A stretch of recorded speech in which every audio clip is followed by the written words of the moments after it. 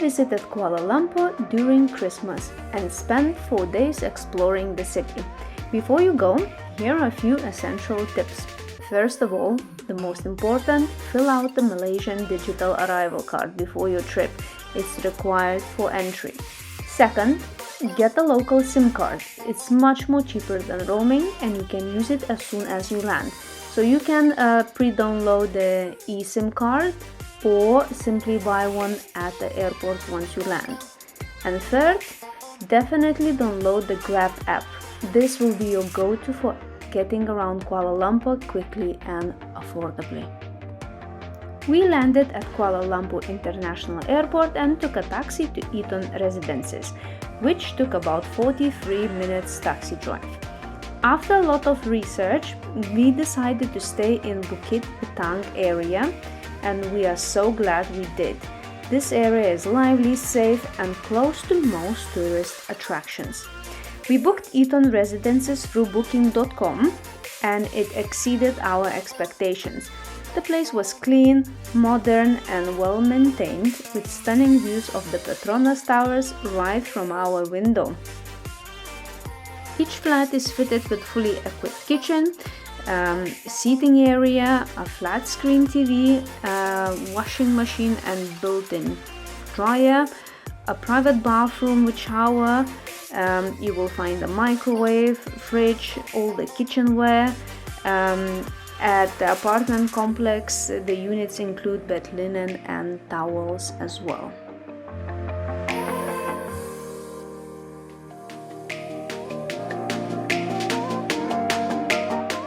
Eaton Residence offers a private car parking and free Wi-Fi. The property has pool and city views and is 1.4 kilometers from KLCC Park. Guests can use the spa and wellness center with a sauna, hot tub and fitness room, as well as a rooftop pool.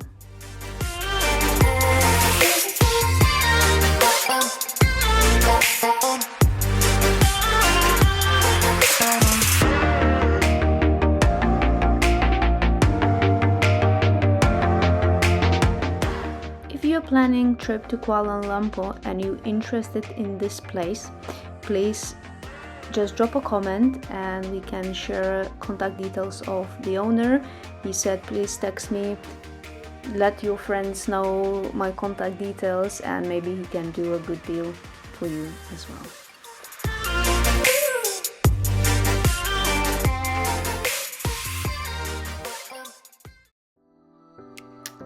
On our first day, we set out on foot to explore KLCC Park and the Petronas Twin Towers. As I mentioned before, it's just 1.4 kilometers away and it's more or less 15 minutes walk from our residence. KLCC Park is a 50-acre urban park in Kuala Lumpur, designed to provide a balance of greenery and city life. Located next to the iconic Petronas Twin Towers, it was designed by Brazilian landscape architect Roberto Burle Marx. The park features a 10,000-step jogging track, a man-made lake with symphonic water fountain, and lush gardens with over 1,900 trees and 74 species of plants. It also has a children's playground, wading pool, and open green spaces, making it a popular spot for relaxation and outdoor activities.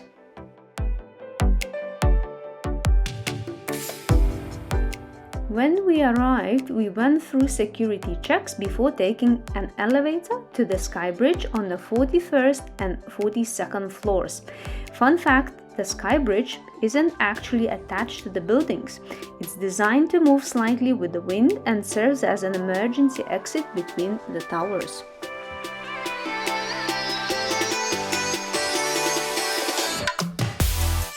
Next, we headed up to the observation deck on the 86th floor, where we got a breathtaking view of Kuala Lumpur. Since we visited in the early evening, we saw the city skyline in perfect daylight. The towers are named after Petronas, Malaysia's national oil and gas company, whose headquarters are inside. From 1998 to 2004, they were the tallest buildings in the world and remain the tallest twin towers today. The design is inspired by Islamic architecture, featuring an 8-pointed star shape.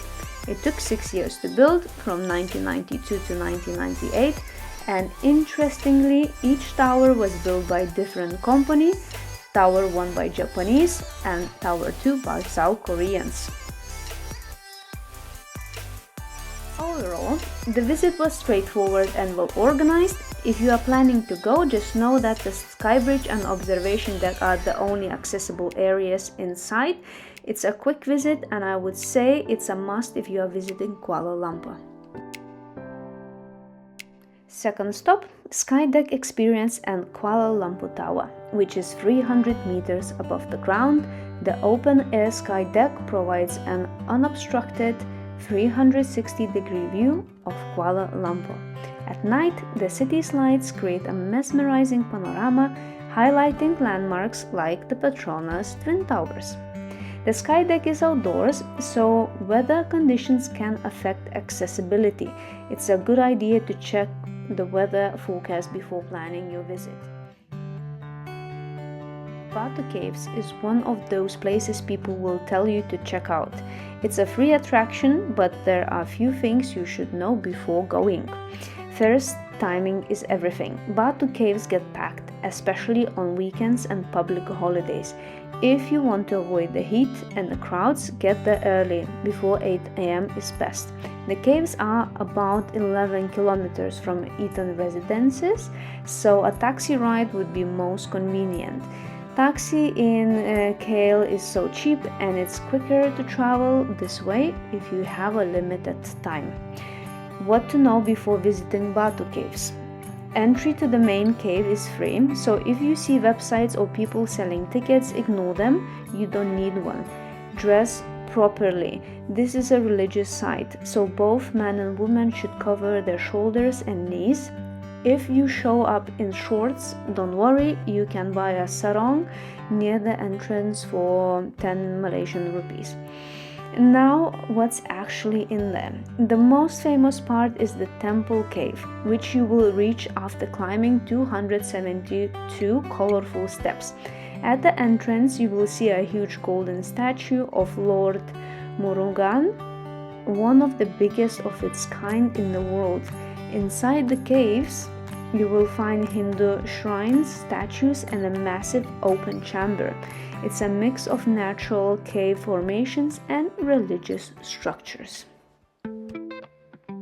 Another place that won't cost you anything to enter is Thean Hou Temple. This place is worth checking out. It's one of the largest temples in Southeast Asia. The first thing you will notice is the bright red pillars, golden dragon carvings, and detailed rooftops. The colors and design make it stand out, and it's definitely a great spot for photos. The temple sits on a hill, so you also get a nice view of the city. A lot of people don't know that this temple was built by a Hainanese community in Malaysia to honor Mazu, the goddess of the sea. Fishermen and sailors used to pray to her for safe travels, and even today, people come here for blessings and good luck. One interesting fact, that every Lunar New Year, the temple is covered in thousands of red lanterns, which are supposed to bring good fortune. Also, the design of the temple follows Feng Shui principles, meaning everything is placed a certain way for balance and harmony. Visiting this place reminded me how much I like traditional Chinese and Japanese architecture. The details, the way everything is built with meaning, and how these places feel so different from modern buildings. I'm pretty sure I would enjoy visiting China and Japan one day. If you are in Kuala Lumpur, Thean Hou Temple is free, unique, and worth a visit. Simple as that.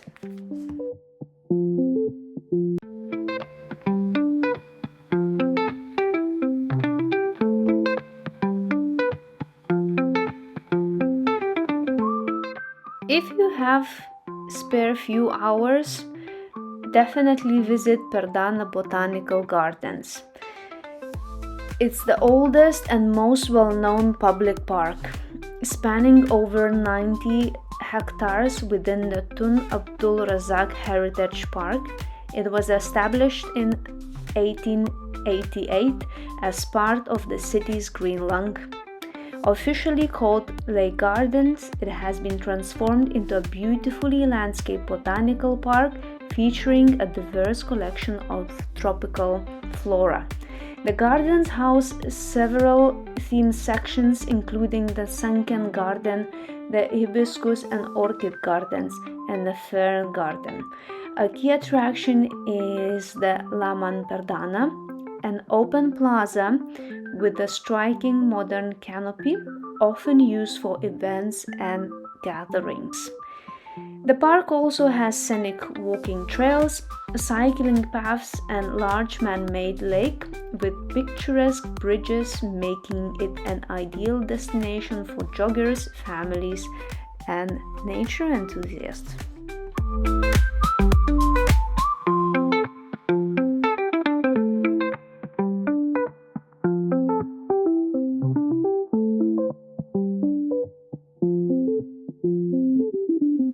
One of the most famous food streets in Kuala Lumpur is Jalan Alor, which really comes alive in the evening. The place is buzzing with bright lights, packed tables, and the aroma of grilled seafood and sizzling woks filling the air. It was a fun experience, but personally, I'm not a big fan of street food, especially after some bad experiences with food poisoning in the past. Another surprise was the prices. Some stalls charged so much that you could eat at the proper restaurant for the same price or even less.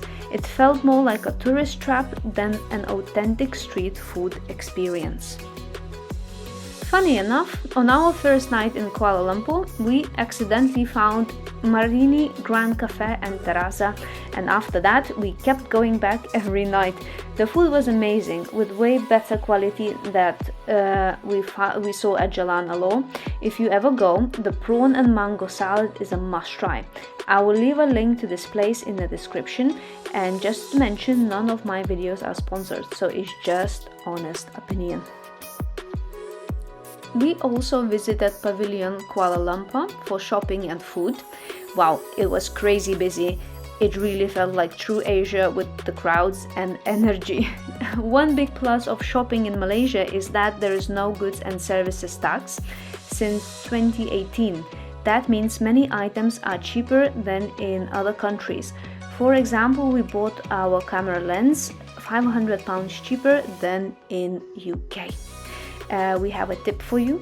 Always ask for the last price when shopping. Bargaining is expected, and you can often get an even bigger discount if you negotiate. So the main question, would I go back to Kuala Lumpur? Honestly, I'm not sure. I prefer nature over big cities, so while it was a great experience, I wouldn't rush back. Maybe just as a stopover on the way to another destination.